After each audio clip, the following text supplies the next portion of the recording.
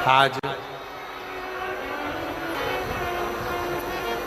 उत्तर भारत में एक माता का पूजन किया जाता है जिसको दशा माता कहते हैं।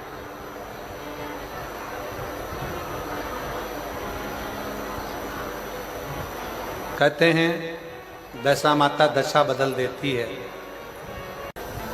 जब जिंदगी बहुत संघर्ष में चल रही हो, बहुत दुख का जीवन चल रहा हो, बहुत कष्ट का जीवन चल रहा हो,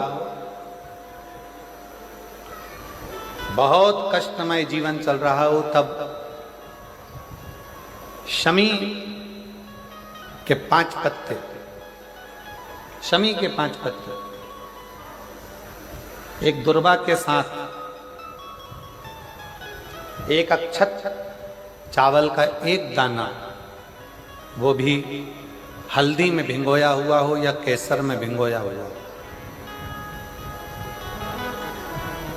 शमी पत्र 5, एक दुर्वा, एक चावल का दाना, जो दिल से हृदय से बेलपत्री के वृक्ष के नीचे पार्थिव लिंग का निर्माण कर कर मट्टी का शिवलिंग बनाकर प्रदोष काल में, मतलब शाम के समय पर शिवलिंग बनाकर उस पे जल चढ़ाकर, जो ये 5 शमी का पत्र, एक दुर्वा और एक चावल का दाना, अपनी कामना कर कर, जो दुख चल रहा है, बाबा से विनय कर कर एक एक पत्ता जब समर्पित कर दे, फिर एक दुर्वा समर्पित कर दे, फिर एक चावल का दाना समर्पित कर दे और बाबा का वहीं पर पुनः विसर्जन कर दे, 3 महीना तो जाने दो, 15 दिन के अंदर वो दुख कटता जरूर है, चाहे कोई भी दुख,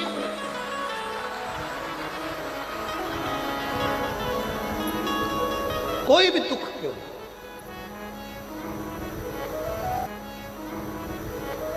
किसी भी तरह का दुख क्यों। 2 चीजें हैं।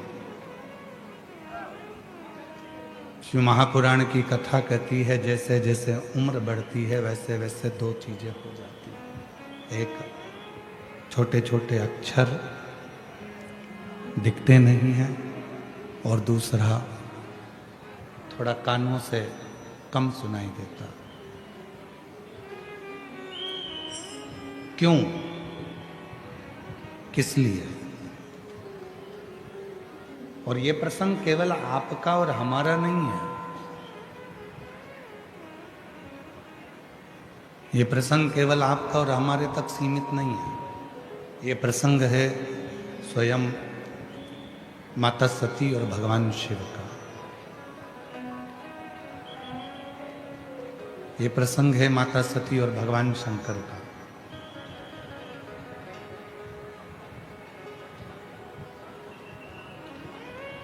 स्वयं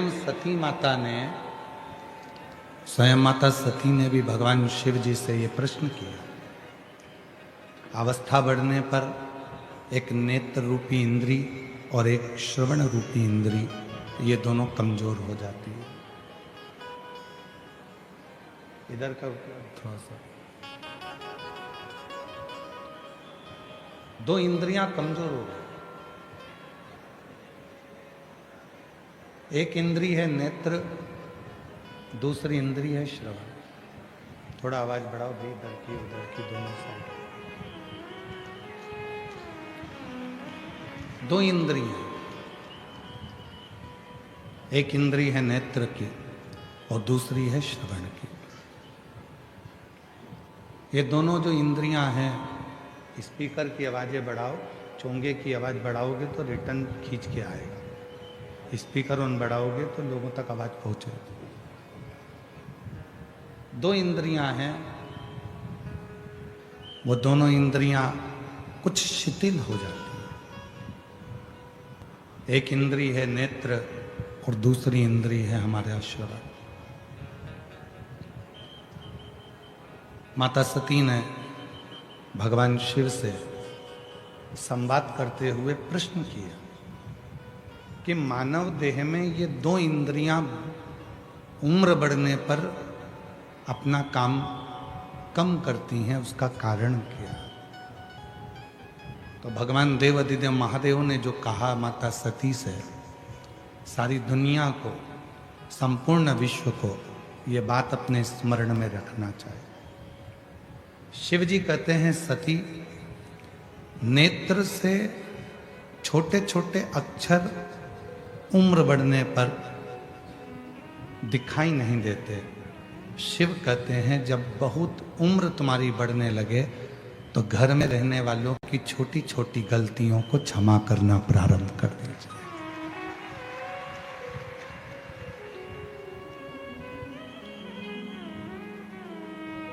छोटी छोटी बातों को ध्यान ना दो, छोटी छोटी बातों का स्मरण ना करो, छोटी छोटी बातों का जरा मनन चिंतन ना करो।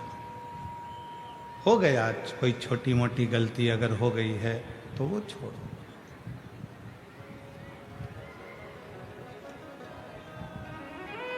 छोटी मोटी गलतियां माफ करते चलो। और दूसरे नंबर पर बाबा देव अधिदेव महादेव कहते हैं श्रवण रूपी इंद्री। जब अब उम्र बढ़ती जाए, उधर का भाई साउंड बढ़ाओ, पीछे का पंडालों के डोम के बाहर का साउंड। दूसरे नंबर पर है श्रवण रूपी इंद्री। और श्रवण रूपी इंद्री का वर्णन करते हुए स्वयं देवाधिदेव महादेव कहते हैं सती, जब व्यक्ति की उम्र बढ़ती जाती है तो एक श्रवण रूपी जो इंद्री है वो भी थोड़ी कम सुनती है। अर्थात शिव जी कहते हैं कि व्यर्थ की बातों को ना सुनते हुए उस परमात्मा का स्मरण करो जिसने तुमको जन्म दिया, जिसने तुम्हें भेजा।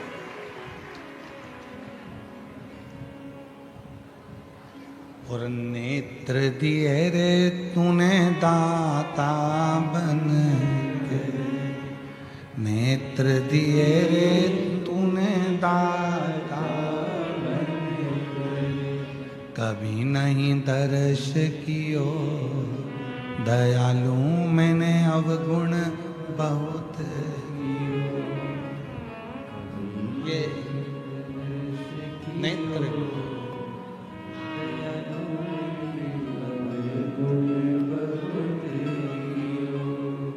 किस लिए दिए इन नेत्रों को कि तुम संसार सागर में जाकर यदि भगवान का नाम नहीं ले सको, तुम संसार सागर में जाकर यदि परमात्मा का भजन नहीं कर सको, तुम संसार सागर में जाकर यदि मंदिर देवालय शिवालय भी ना पहुंच सको, तो कोई शिव भक्त एक लोटा पानी लेकर शिव मंदिर की ओर जा रहा हो तो उसके मुख का मात्र दर्शन कर लो तो भी तुम्हें तीर्थ का फल प्राप्त हो।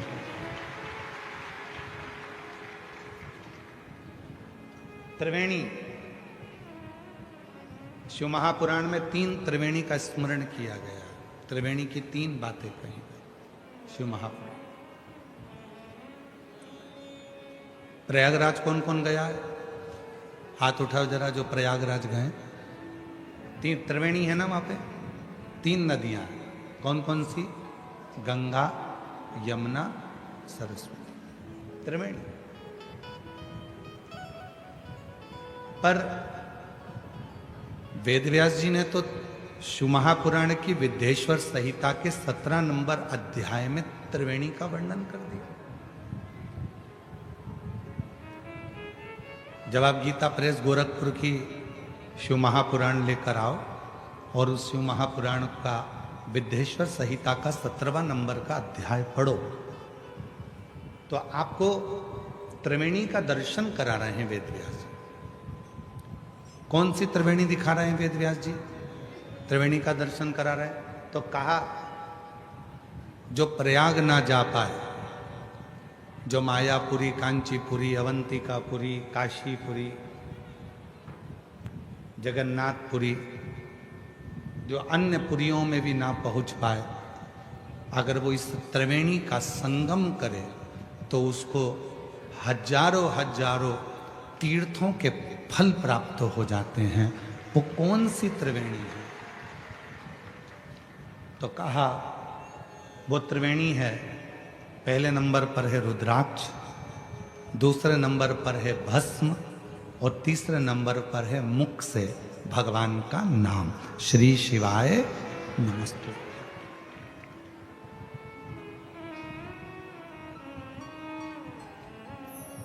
ये त्रिवेणी है।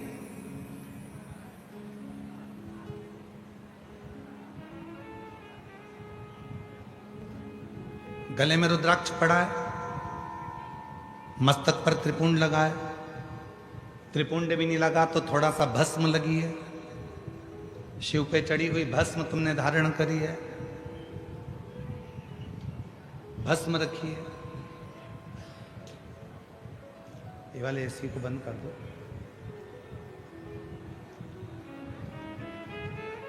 एक गले में रुद्राक्ष, दूसरे नंबर पर भस्म,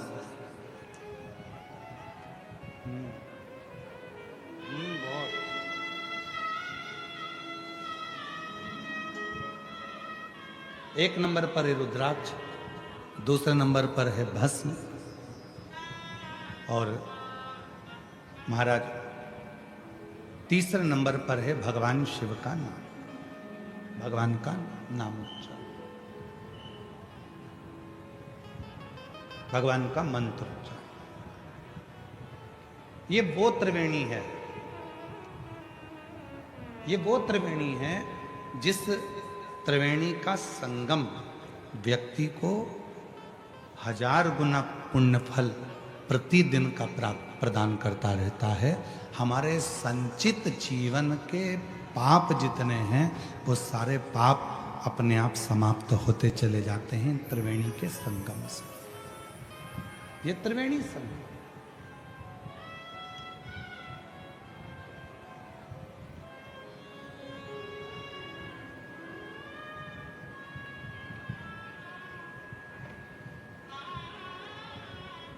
जब आप लोग,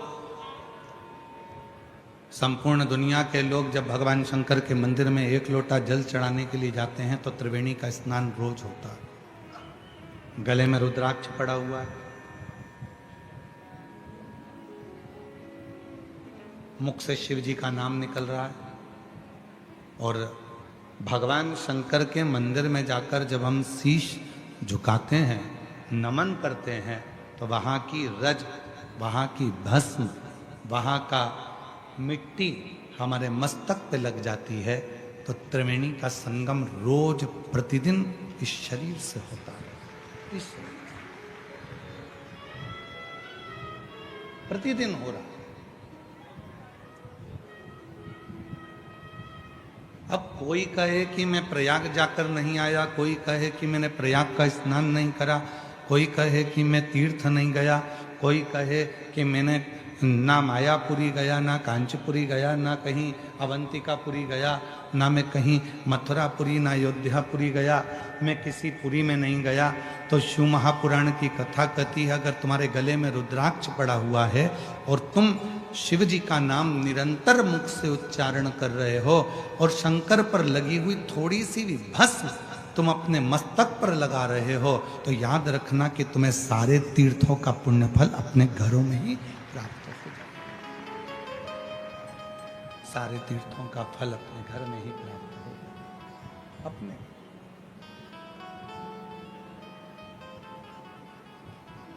ऐसे दयालु नाथ से रिश्ता बनाइए,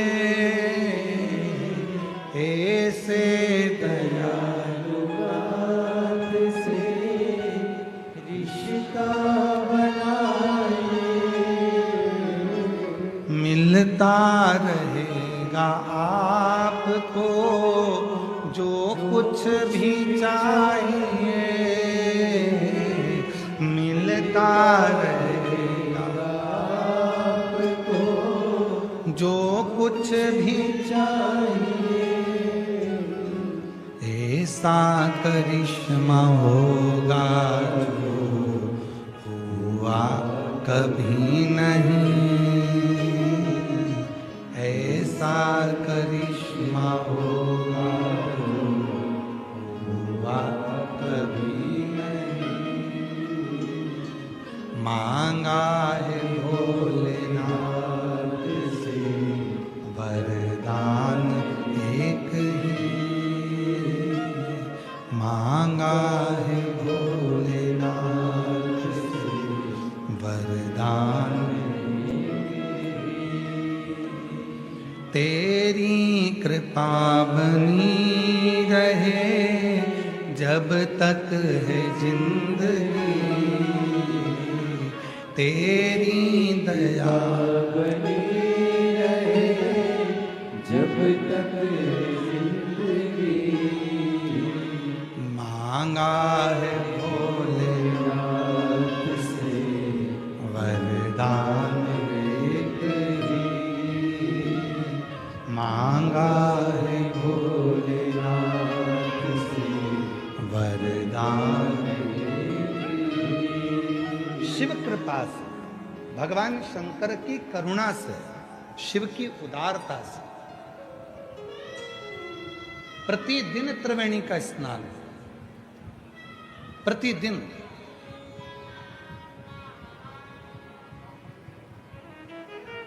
बस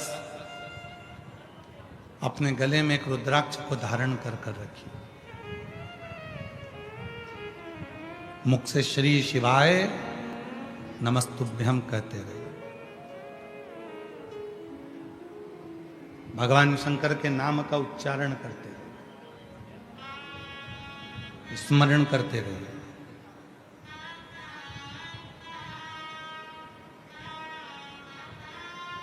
नेत्र, श्रवण, जिह्वा, शरीर की इंद्रियां, ये सब शिव को समर्पित करें। आज का व्यक्ति एक लोटा जल लेकर मंदिर जा रहा है, आज का व्यक्ति ये शरीर लेकर मंदिर जा रहा है, पर आज का व्यक्ति मन लेकर मंदिर में नहीं पहुंच पा रहा। जिस दिन एक लोटे जल के साथ में और ये शरीर के साथ में तुम्हारा दिल, तुम्हारा मन शंकर के शिवलिंग में लगना प्रारंभ हो जाए, समझ लेना तुम्हारा सारा दुख शिव को स्वीकार है, शंकर भगवान ने स्वीकार किया। तुम्हारा जीवन का सारा दुख, सारी तकलीफ, सारा कष्ट शिव ने स्वीकार कर लिया।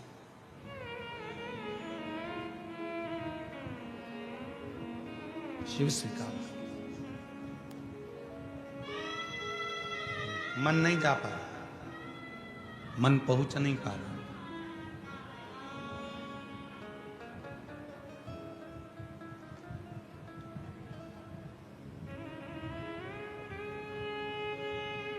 कल जब हम यहां से जा रहे थे तो हम देख रहे थे कि बहुत धूप, गर्मी, और उस धूप और गर्मी में भी लोग भगवान शंकर का गुणानुवाद श्रवण कर रहे हैं। उन्हें धूप लग रही है तो भी वो शिव की भक्ति में डूबे हुए हैं, शंकर की भक्ति में।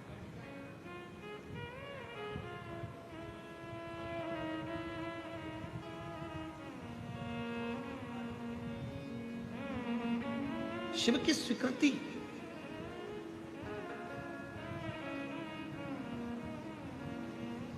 पूरा जीवन अपन ने केवल एक ही काम करा, इस शरीर को शमशान के लिए तैयार किया।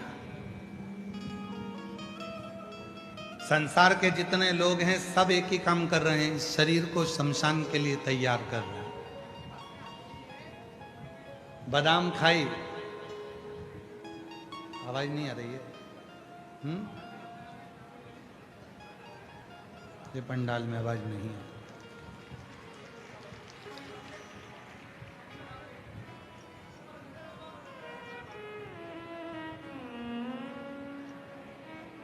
पूरी जिंदगी अपन ने एक ही काम करा कि शरीर को शमशान के लिए तैयार किया। बादाम खाई, आत्मा के लिए नहीं, शरीर के लिए।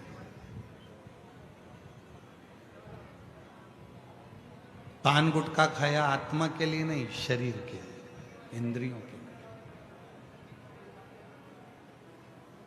लिए। एक से बढ़कर एक ब्रांडेड कपड़े पहने, आत्मा के लिए नहीं, शरीर के लिए। ब्यूटी पार्लर में जाकर तैयार भी हुए, आत्मा के लिए नहीं, शरीर के लिए।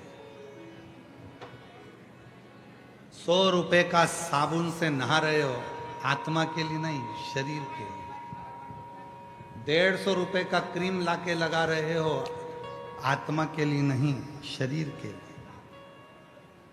जरा सा शरीर में घाव हुआ, दवाई ली, शरीर के लिए, आत्मा के लिए। कितना संभाल संभाल के इस शरीर को रखा, किसके लिए? शमशान के लिए। किसके लिए? इस शरीर को उस शिव तक लेकर जाने के लिए। नहीं आ रही? आ गई?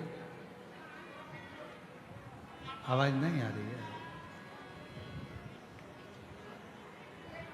इस शरीर को शमशान तक ले जाने के लिए बहुत कुछ किया। एक निवेदन इस व्यासपीठ से करूं संपूर्ण जगत को, संपूर्ण शिव के श्रोताओं को, भगवान शंकर के भक्तों को, कि शरीर को शमशान तक ले जाने के लिए बहुत प्रयास किया। बादाम खिलाई, काजू खिलाया, भोजन कराया, चाउमीन, बर्गर, पिज़्ज़ा, बड़ा पाव, रोटी, सब्जी सब खिलाया। इस शरीर को खूब मजबूत बनाया। आखिरी में ये शरीर शमशान तक गया। निवेदन है, शरीर शमशान तक जाए उससे पहले इस आत्मा को परमात्मा तक भेजने का प्रयास करें। आत्मा परमात्मा तक जाए, और जिस दिन ये आत्मा परमात्मा तक जाने का प्रयास करेगी, उस दिन शरीर तुम्हारा कैसा भी हो, शिव उसको स्वीकार कर ले। आवाज नहीं जा रही है भाई, आप लोगों को बोल दिया 2 बार 3 बार, उधर पीछे आवाज बढ़ाइए। शरीर कैसा भी, शिव शरीर नहीं देख रहे हैं, शिव आत्मा, तुम्हारा चित्त, तुम्हारा मन, तुम्हारे विचार, तुम्हारी सोच देख रहे हैं। शिव जी ने जब माता पार्वती को अपनी अर्धांगिनी बनाने का निर्णय लिया था, तब पार्वती बहुत सुंदर नहीं दिख रही थी। थोड़ा ध्यान देना कथा पर, पार्वती जी सुंदर नहीं दिख रही थी। एक लड़का लड़की को देखने के लिए जाता है तो लड़की पहले, सबसे पहले तैयार होकर आती है, फिर लड़के के सामने जाती है, ससुराल वालों के सामने जाती है, क्योंकि उसको शादी पक्की कराना है। पर पूरी दुनिया का पहला संबंध था, पूरी दुनिया की पहली शादी थी, जिसमें शंकर भगवान पार्वती जी को जब पहली बार पसंद करने के लिए जा रहे हैं, तब पार्वती कोई पार्लर में नहीं गई है, कोई श्रृंगार नहीं किया है।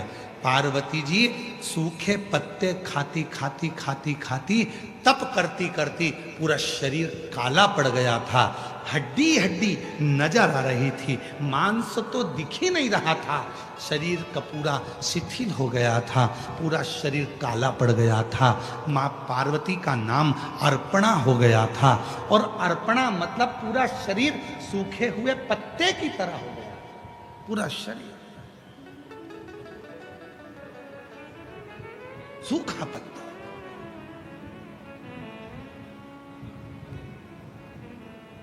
अब भगवान शिव अगर पार्वती जी से विवाह करना चाह रहे हैं, तो पार्वती को तो सुंदर होना चाहिए था, पार्वती को तो सुंदर स्वरूप धारण करना था, पार्वती को तो अच्छा दिखना था। पर पार्वती जी सुंदर नहीं दिख रही हैं, पार्वती जी सूखे पत्ते की तरह अर्पणा हो गई। अर्पण, और यही शिव है। शंकर भगवान तुम्हारी सुंदरता नहीं देखते, शंकर भगवान तुम्हारा स्वरूप नहीं देखते, शंकर भगवान तुम्हारा कपड़ा नहीं देखते, शंकर भगवान तुम्हारे आभूषण नहीं देखते। शंकर भगवान तो जैसे पार्वती बेहोश होकर सूखे पत्ते की तरह अर्पणा होकर पार्वती जी जमीन पर पड़ी थी, बेहोशी में पड़ी थी, और उस समय पर शंकर भगवान ने पार्वती को पसंद किया। बस शिव तुमको सुंदरता ना देखते हुए, तुम्हारी वस्त्र आभूषण ना देखते हुए, जिस दिन तुम मन से शंकर के चरणों में जाकर पड़ जाते हो, उस दिन शिव तुमको स्वीकार कर लेते हैं, तुम्हारी सुंदरता से, तुम्हारे वस्त्र से, तुम्हारे आभूषण से नहीं। तुम्हारे वस्त्रों से नहीं, तुम्हारे आभूषण से नहीं। शिव स्वीकार करते।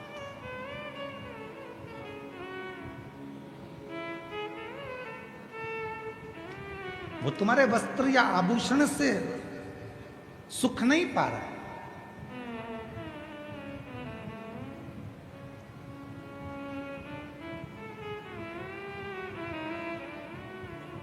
शिव ने स्वीकार करा, भगवान शंकर ने स्वीकार करा, तुम्हारा हृदय, तुम्हारा चित्त, तुम्हारा मन।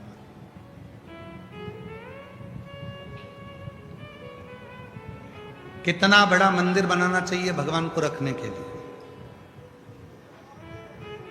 शिव महापुराण में यह नहीं लिखा है, स्कंद पुराण में भी यह नहीं लिखा कि शंकर जी को बिठाने के लिए मंदिर कितना बड़ा चाहिए।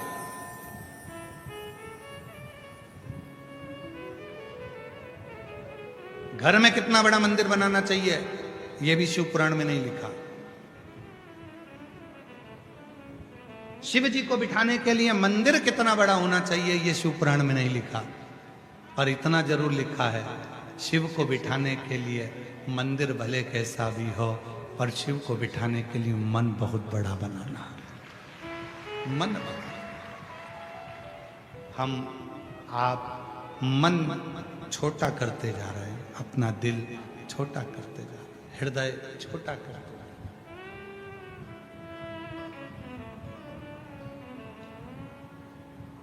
और तेरी पूजन को भगवान बना मन मंदिर आलीशान। तेरी पूजन को भगवान बना मन मंदिर आलीशान। बना मन मंदिर आलीशान। बना मन मंदिर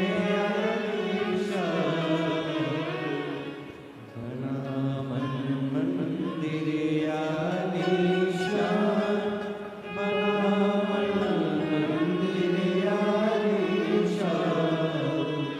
तेरी पूजन को बना मन मंदिर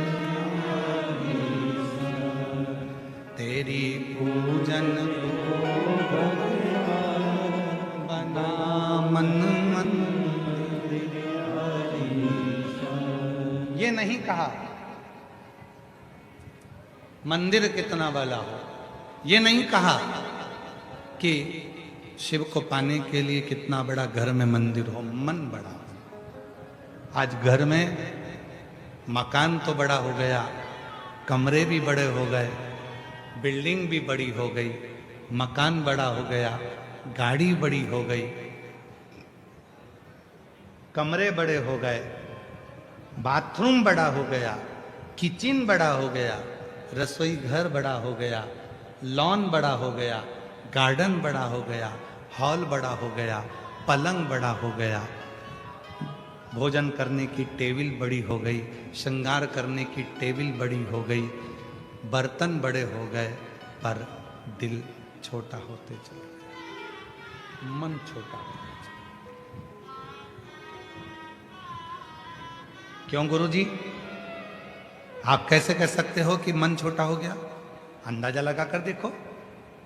तुम्हारे कमरे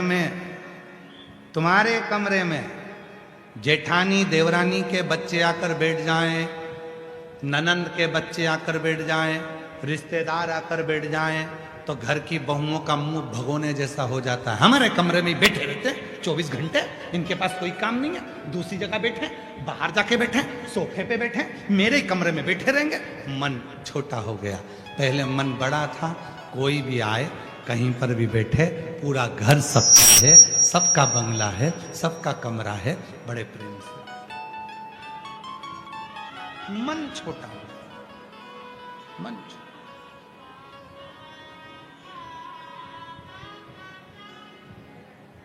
बहुत छोटा।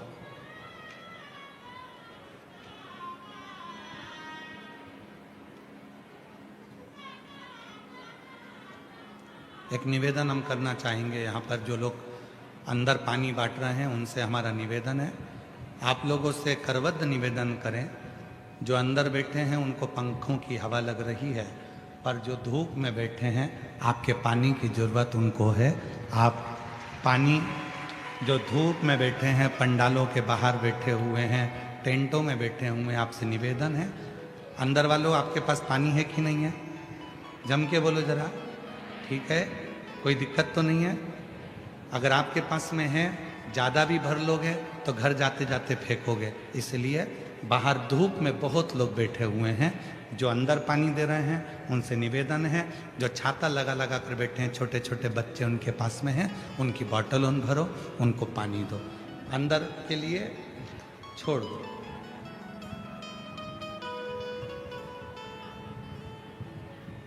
मन और मसान तो कभी नहीं भराता, कोई ला कर देगा तो तुम अपनी बोतल दे ही दोगे, और भी भर दो, लो, भले वो आधी से ज़्यादा भरी है पर और डाल दो, क्योंकि मन नहीं भराता ना, वो रान दो, वो रान दो, वो रान दो, तो मन तो भराता नहीं, तो वो बाहर क्षम।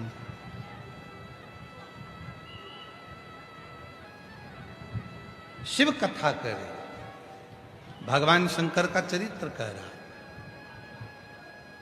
मन छोटा होता गया, मकान बड़ा होता गया, घर बढ़ता गया, गाड़ी भी बड़ी हो गई पर मन छोटा हो गया। घर का एक सदस्य अगर कहीं जा रहा है और दूसरे सदस्य ने कह दिया कि मुझे भी वहां तक छोड़ देना, तो मन में आएगा हम जाएंगे तभी आना है इनको साथ में, बाद में चली जाना, बाद में पहुंच जाना, पर हमारे साथ ही पीछे लगना है ना, मतलब मन छोटा हो गया, मन छोटा, मन बढ़ाना। और शिव महापुराण की कथा कर रही, अपने मन को बहुत बड़ा बना, बहुत।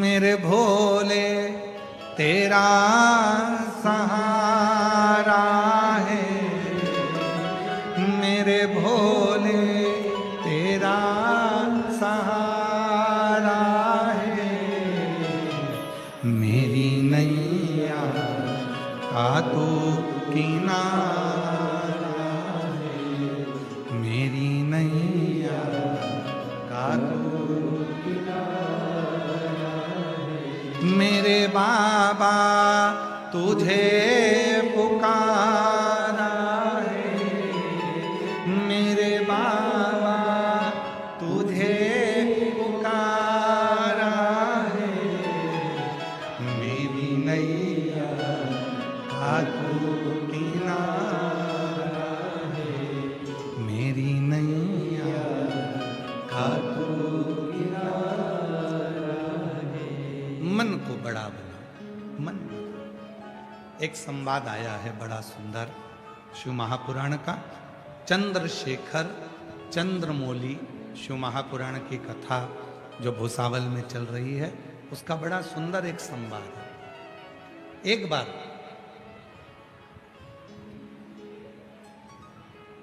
मां आद्य शक्ति, मां दुर्गा, मां भवानी, मां पार्वती जी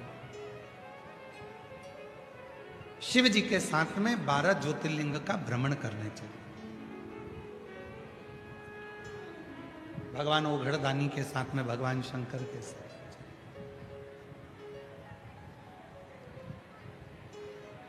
और शिव जी के साथ में मां आद्य शक्ति, मां जगत जननी दुर्गा भवानी जब 12 ज्योतिर्लिंग का स्मरण करने के लिए महाकाल वन में गई, महाकाल वन में जाने के बाद में फिर नंदन वन में गई,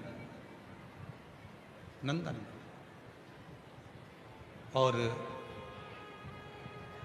भ्रमण करते करते करते करते जब माता पार्वती जी नंदन वन में पहुंची, काशी में पहुंची, और काशी में पहुंचने के बाद में माँ आद्य शक्ति दुर्गा भवानी माँ गंगा के तट पर बैठी, और बैठने के बाद में कुछ देर बाद माँ आद्य शक्ति माँ पार्वती का ध्यान चंद्रमा की ओर गया, चंद्र की ओर।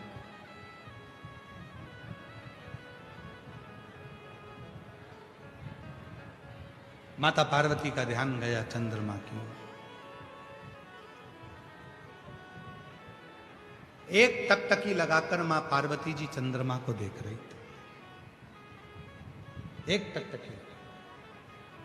और हमने पहले भी कथा में कहा है, जब शरीर में यदि कोई काया का रोग हो जाता है, शरीर में कोई चर्म रोग हो जाता है, कोई काया सफ़ेद पड़ गई, कोई चमड़ी काली पड़ गई, कहीं दाग पड़ गया, और वो काया का रोग यदि मिटता नहीं है तो हमने पहले भी एक बार कहा था, फिर कहते हैं, जैसे हरी दूबा होती है, दूब देखिए आप लोगों ने, जम के बोलो जरा, दूबा देखिए गणेश जी को चढ़ती है, क्या बोलते हैं उसको? दूब, दुर्बा। तो जो दुर्बा होती है, जैसे बगीचे में दुर्बा लगी होती है, वैसे ही बगीचे में दुर्बा के साथ में जब दुर्बा लगती है तो उसी के साथ एक सफेद कलर की दुर्बा भी होती है, एक सफेद दुर्बा भी होती है।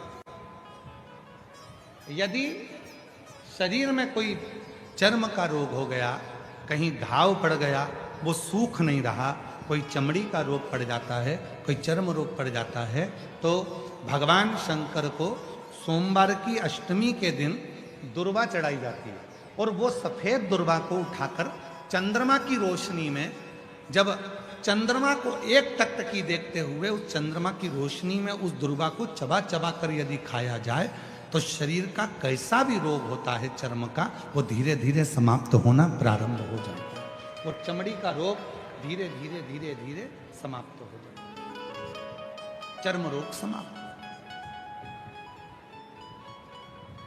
पार्वती जी का ध्यान चंद्रमा की ओर, और मां जगत जननी अंबा जगदम्बा जगत धात्री मां दुर्गा पावर पार्वती मैया चंद्रमा को देख रहे, चंद्रमा को देखते देखते थोड़ी देर बाद चंद्रमा छुप रहा है, फिर सामने आ रहा है, फिर छुप रहा है, फिर सामने आ रहा है।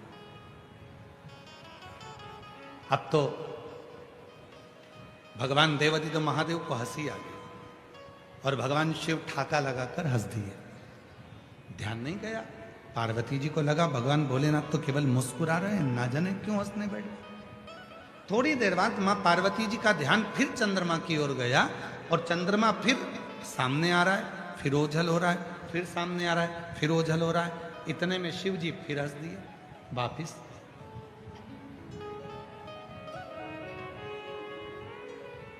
भगवान शंकर फिर मुस्कुरा दिए। पार्वती जी से अब रहा नहीं गया, और माता पार्वती जी ने पूछा, बाबा एक बात कहेंगे प्रभु? शिव जी ने पूछा, क्या? मैं चंद्रमा को देख रही हूं, चंद्रमा को मैं एक केंद्रित होकर देख रही हूं, एक टकटकी लगाकर देख रही हूं, और चंद्रमा बीच बीच में ओझल हो जाता है, और आप मुझे देखकर, चंद्रमा को देखकर मुस्कुरा रहे हो, हंस रहे हो, ठाका लगा रहे हो। शिव जी ने कहा, पार्वती मेरे हंसने का केवल एक कारण है, ये चंद्रमा जिसको तू देख रही है और जो ओझल हो रहा है, ये चंद्रमा ओझल नहीं होता, पर इस चंद्रमा के भीतर थोड़ा सा अभिमान प्रकट हो गया। इस चंद्रमा के भीतर थोड़ी सी अभिमतता प्रकट हो गई, और वो अभिमान, वो अभिमतता कोई साधारण नहीं है। तो पार्वती जी ने कहा, आप तो सबके मन की बात को जानते हो, आपको तो लोग मनसा महादेव कहते हैं। शिव जी का एक नाम है मनसा महादेव। जम के बोलो, कौन सा नाम है? मनसा महादेव।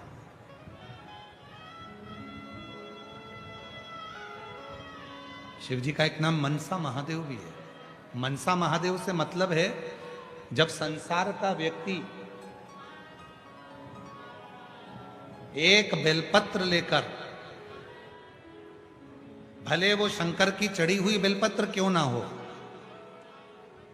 घर से लाई हुई बेलपत्र क्यों ना हो, जब कोई संसार का व्यक्ति एक बेलपत्र को भगवान शंकर के सामने लेकर जाता है, और उस बेलपत्र को जब शिव जी को समर्पित करता है, तो उसके समर्पण करने के समय पर जितनी देर वो बेलपत्र को मंदिर में लेकर गया, मंदिर से शिवलिंग पर जितनी देर में वो समर्पित करता है, उतनी देर में उसके मन के अंदर जो बात चलती रहती है, भगवान शंकर उसके मन की बात को स्वीकार कर कर बेलपत्र चढ़ते से ही उसकी बात को स्वीकृत करके उसकी झोली भरना प्रारंभ कर देते हैं। उसको मनसा महादेव कहते हैं। शिव जी का एक नाम है मनसा मनसा।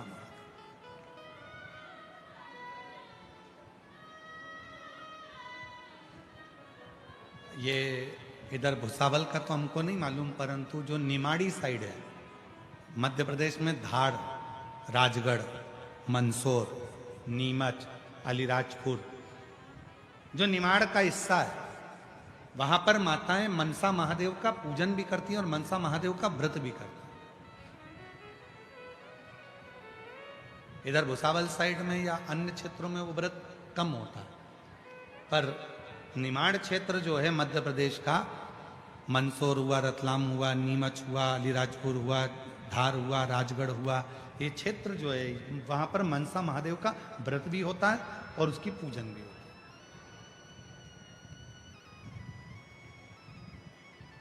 मनसा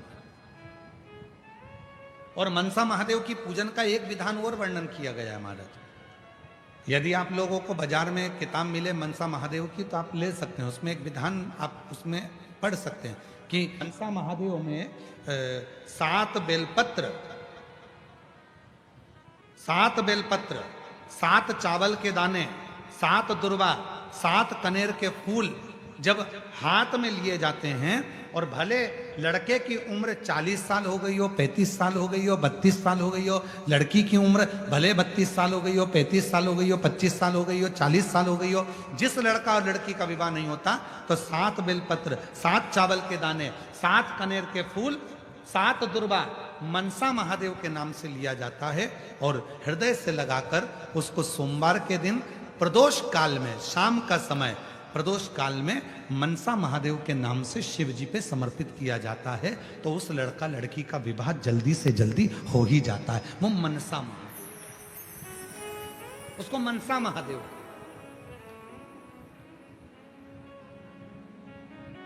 शंभु शरणे पड़ी मांगू घड़ी रे,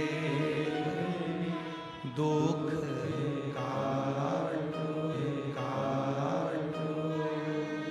दया दर्शन ओ शंभो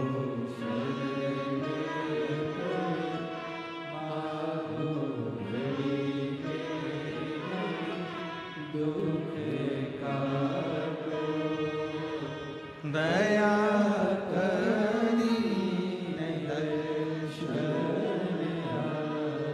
मनसा महादेव। तो शिव जी से मां पार्वती जी कर रही हैं, आप तो दुनिया के मन की दशा को जानते हो,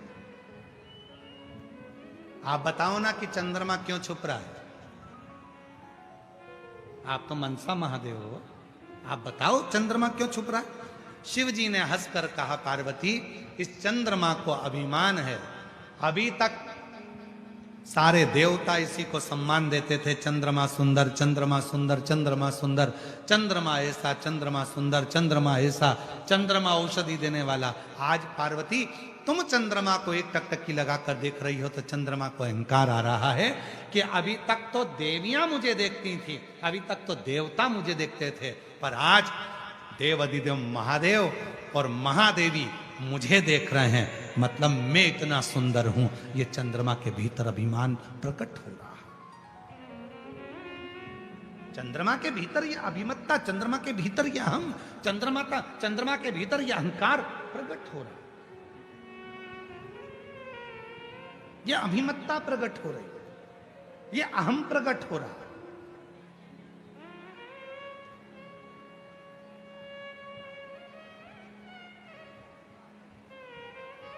और शिवजी कह रहे हैं, पार्वती ये अहंकार चंद्रमा का केवल आज का नहीं है।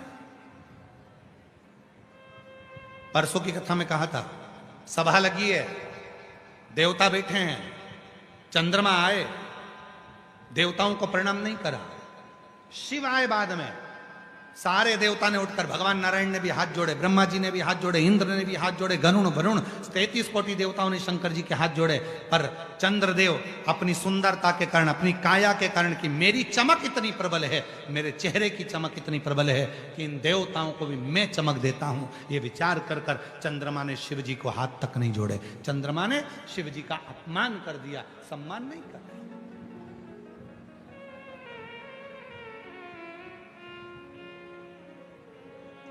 पार्वती ये आज का नहीं है, ये पुराना है, पुराना। और निवेदन है, बाबा भोलेनाथ जी से कहते रहना, हमारे घर में गाड़ी देना पर अभिमान मत देना, हमारे घर में बंगला देना पर अभिमान मत देना, हमारे घर में फैक्ट्री देना पर अभिमान मत देना, हमारे घर में नौकर चाकर देना पर अभिमान मत देना, हमारे घर में धन दौलत देना पर अभिमान मत देना। क्यों? क्योंकि जब व्यक्ति के धन बढ़ता है, सत्ता बढ़ती है, वैभव बढ़ता है, प्रतिष्ठा बढ़ती है, दौलत बढ़ती है, वैभव बढ़ता है, तो अभिमान भी बढ़ता है। और जब अभिमान बढ़ता है तो एक ना एक दिन वो अभिमान व्यक्ति के सारे धन, वैभव, दौलत, संपदा, सत्ता सबको ले जाकर नीचे पटक देता है। वो अभिमान,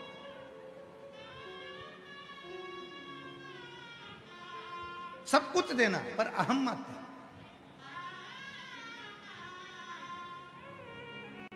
अहंकार मत देना।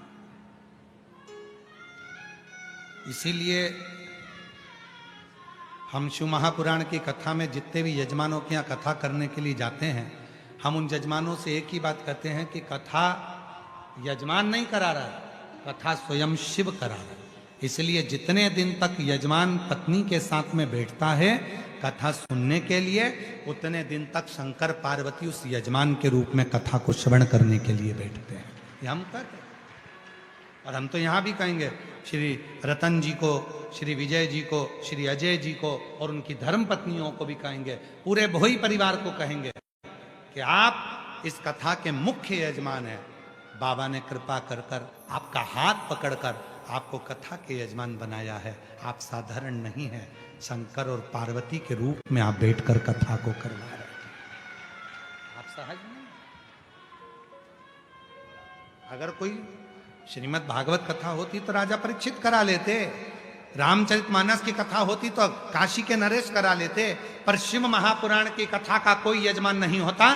शिव महापुराण की कथा का तो केवल एक यजमान होता है और वो देवाधिदेव महादेव।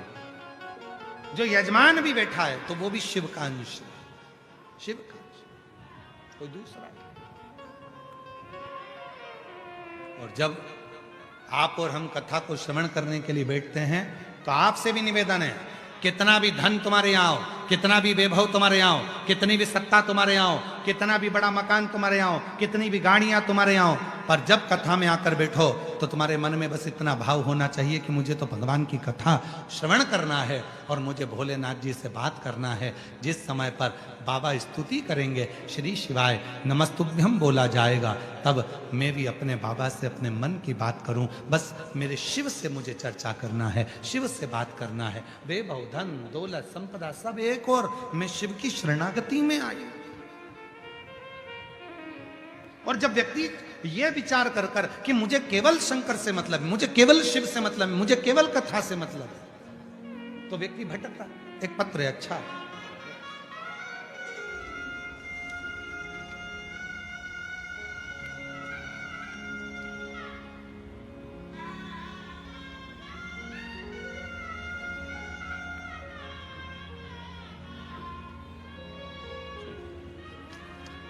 बहुत अच्छा पत्र है।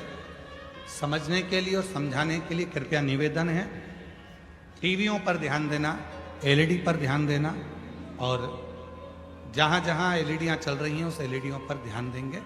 इस पत्र को पहले जिसने बनाकर भेजा है उसके लिए एक बार जोरदार ताली बजाओ। श्री सागर नालट सो पूनम नालट, मोटी उमरी, अकोला जिला अकोला से आए। ठीक है, कहीं बैठे हों तो आ सकते हैं। आपने जो पत्र भेजा है उसके आगे का जो एक पृष्ठ आपने लगाया है वो समझने का है, बड़ा सुंदर है, आप सब समझेंगे इसको, बड़ा सुंदर है। देखिए, ये बनाइए घड़ी, दिख रही है सबको?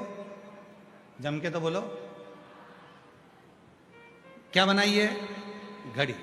इसमें एक बड़ा कांटा है, फिर एक उससे छोटा कांटा है, फिर एक उससे छोटा कांटा है। कितने कांटे हैं? 3। सबसे बड़ा कांटा उसने लिखा है बड़ा कांटा दुख का। कौन सा कांटा है? दुख का। छोटा कांटा सुख का। कौन सा कांटा है? सुख का। और सबसे छोटा कांटा उसमें लिखा है, जो सबसे छोटा कांटा है वो शिव का। कौन सा कांटा है? शिव का। अब जरा समझिएगा, सबसे बड़ा कांटा दुख का, ठीक है, चलता है, बड़ा है, दुख बड़ा होता है हमेशा, चलता रहता है, चलता रहता है, खसकता रहता है। पर ये जो छोटा कांटा है, जो बिल्कुल राइट टाइम बताता है, बिल्कुल राइट टाइम बताता है, ये है सुख का कांटा। जब ये कांटा पूरा घूम लेता है, तब जाकर वो कांटा थोड़ा खसक लेता है। दुख जब पूरा निचोड़ लेता है, तब जाकर सुख का कांटा आगे बढ़ता है। पर सुख के कांटे पर ध्यान देने से पहले जो सबसे छोटा कांटा है वो शिव का कांटा है। वो छोटा सा कांटा हर सेकंड में भ्रमण करता रहता है, करता रहता है, घूमता रहता है, घूमता रहता है। वो कांटा प्रेरणा देता है कि तुम जितनी बार बन सके शिव को भजो, तो एक दिन ये दुख का कांटा अपनी जगह पर रह जाएगा और सुख का कांटा एक जगह पर आनंद के साथ। ये सुख का। अब पत्र देखिए, बाबा एक लोटा जल का मैं क्या वर्णन करूं। 8 साल से मेरे घर में संतान नहीं था। मैंने IVF करवाया, डॉक्टरों का इलाज करवाया, फिर भी मेरे यहाँ संतान का सुख नहीं आया। तब सीहोर गई, वहाँ कुबरेश्वर धाम पर रुद्राक्ष महोत्सव के समय पर रुद्राक्ष लिया, कंकर शंकर की पूजन करी। वापस आते ही आकोला में शिव महापुराण की कथा हुई, उसमें सेवा में लग गई। शिव पुराण की कथा की सेवा में लगी। साथ ही हमने 1000 लीटर पानी बाबा की कृपा से वितरण भी किया। और बाबा की ऐसी कृपा हुई गुरुदेव, 3 जून 2024 को बाबा की कृपा से मेरे घर में पुत्र रत्न की प्राप्ति हो गई। जहां IVF से भी संतान ना हुई तो पुत्र रत्न की प्राप्ति हुई। कहीं बैठे हो तो आ सकते हैं। पत्र देखिए, बड़े सुंदर सुंदर।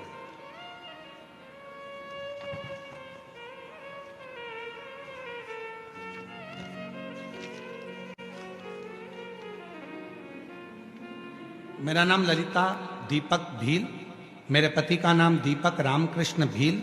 मैं यहीं पास के भालोद गांव की रहने वाली हूं, तालुका यावल, जिला जलगांव, और मेरा मोबाइल नंबर ये है। गुरुजी, मेरी शादी को 10 साल पूरे हो गए थे, फिर भी मुझे संतान की प्राप्ति नहीं हो रही थी। गुरुजी, बहुत इलाज करवाया, तब भी कुछ असर नहीं हुआ। गुरुजी, लोग बातें बनाते थे, ताना मारते थे। गुरुजी, मुझे मेरी मोहल्ले की दीदी ने बताया, हम बरहानपुर में कथा सुनने के लिए जा पहुंचे।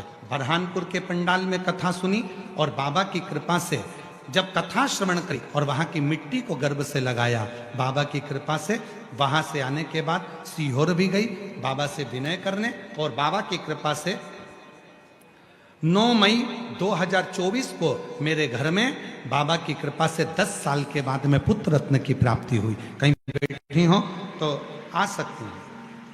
एक पत्र और बड़ा सुंदर है, देखते जाओ। मेरा नाम योगिता विनोद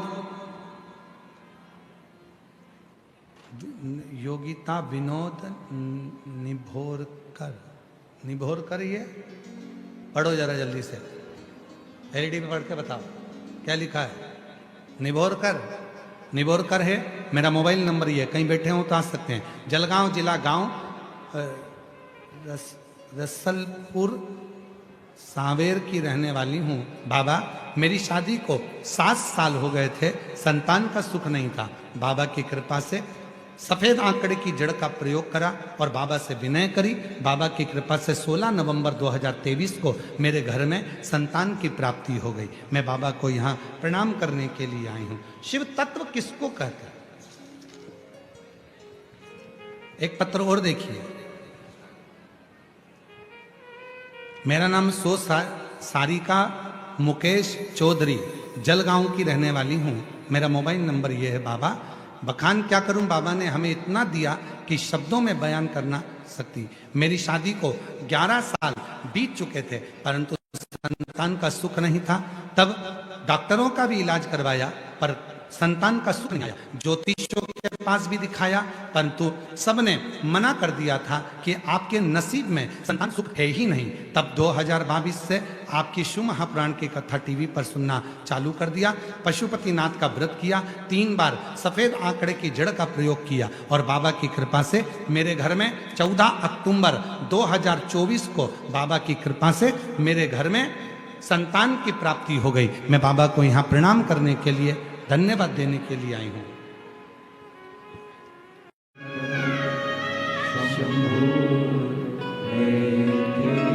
8 साल के बाद हुआ है। एक बार जोरदार ताली बजाकर स्वागत वंदन अभिनंदन करें। शिव शिव है।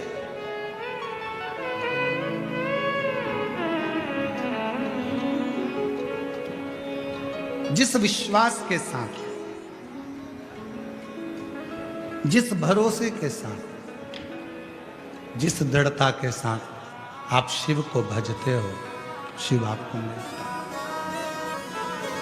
जिस भरोसे के शिव कथा कर रही है। हे पार्वती, ये चंद्र को थोड़ा अभिमान है।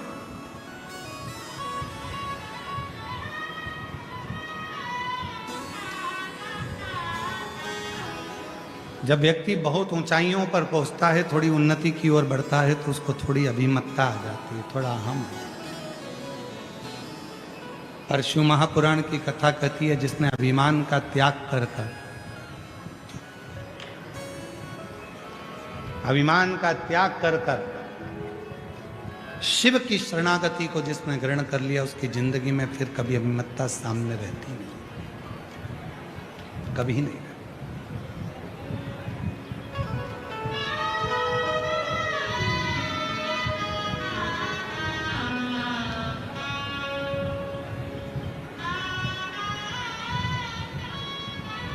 पार्वती,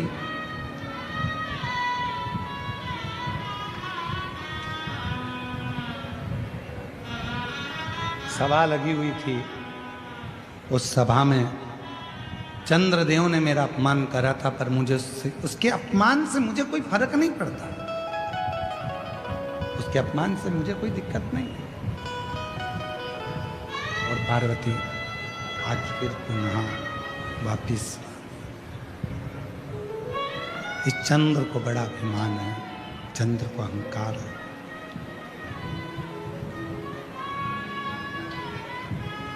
पार्वती जी ने कहा, चंद्र को अभिमान हो ही नहीं सकता। मैं अभी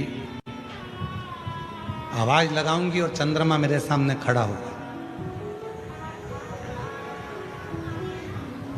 एक आवाज लगाऊंगी और चंद्रमा मेरे सामने होगा। पार्वती जी ने कहा। शिव जी ने कहा, पुकारिए, लगाओ आवाज। और पार्वती जी ने जैसे ही चंद्रमा को आवाज लगाई और चंद्रमा नहीं आया।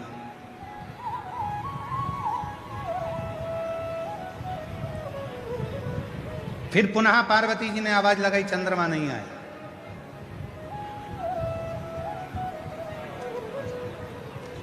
वापिस पार्वती जी ने आवाज लगाई, पर चंद्रमा नहीं आया।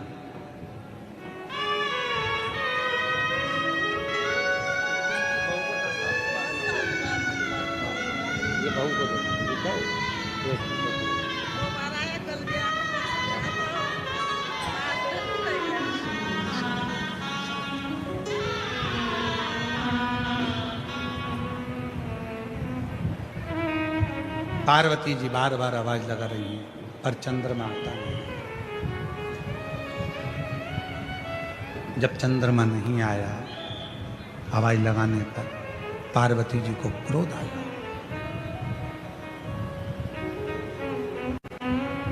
चंद्रमा, मैं तुझे पुकार रही हूं और तू आ नहीं रहा। मुझे लगता है कि तेरे भीतर थोड़ी सी अभिमान, अहंकार समाहित हो गए। और तू उस अभिमान के कारणवश मेरे करीब में नहीं है, कोई बात, जा। एक दिन ऐसा आएगा चंद्रमा, और ये बात कल भी कथा में कही थी और परसों भी कथा में कही थी कि किसी को अपशब्द मत कहो, किसी को आड़ा टेढ़ा मत कहो। अहंकार में फूलकर आप किसी को ऐसा शब्द मत कहो कि कल उसकी जरूरत पड़े और आपको फोन लगाना पड़े, बात करना पड़े, और वो व्यक्ति फिर बात का स्मरण करे कि इसने तो मुझे आक्षेप लगाया था, अपशब्द कहा था, ताने दिए थे, गाली दी थी, आड़ा टेढ़ा बोला था, और उसी व्यक्ति की जरूरत तुमको पड़ जाए ना। वाणी ऐसी बोलिए जो मन का आपा खोए, जो मन का आपा खोए, ऐसी वाणी होना चाहिए। हृदय से बोलो, प्रेम से बोलो, स्नेह बश बोलो। श्री शिवाय नमस्ते।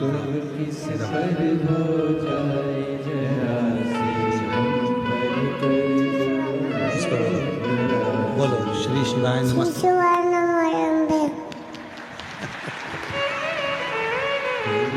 फिर से बोलो एक बार, श्री शिवाय नमस्ते।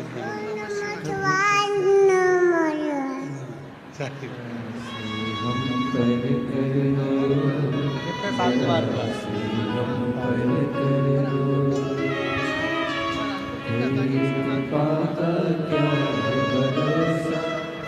किस पर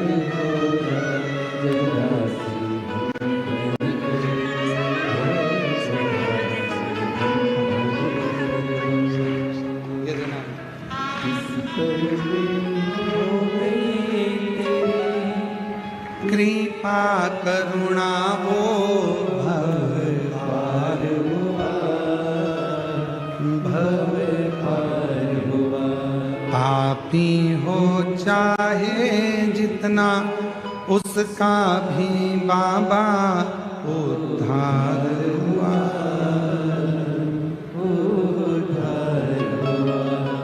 गिद्ध अजामिल गणिका जैसे तेरे मन को जरा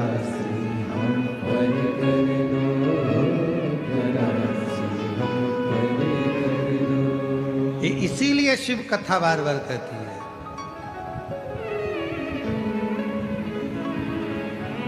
संसार किसी का घर नहीं, कब निकले प्राण मालूम नहीं। मीठो मीठो बोल थारो काई बिगड़े, शिव नाम बोल थारो काई बिगड़े। ओ मीठो मीठो बोल थारो काई बिगड़े, शिव नाम बोल थारो काई बिगड़े। मीठो मीठो बोल थारो काई बिगड़े, शिव नाम बोल थारो काई बिगड़े। मीठो मीठो बोल थारो काई बिगड़े, शिव नाम बोल थारो काई बिगड़े रे थारो काई बिगड़े, काई बिगड़े रे थारो काई बिगड़े। ओ काई बिगड़े रे थारो काई बिगड़े, काई बिगड़े रे थारो काई बिगड़े। ओ मीठो मीठो बोल थारो काई बिगड़े, शिव नाम बोल थारो काई बिगड़े। ओ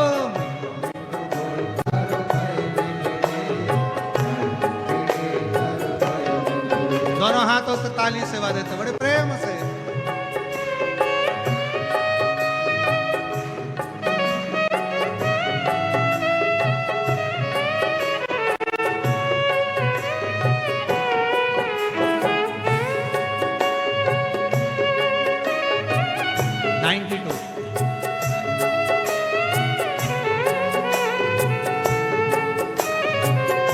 शंभो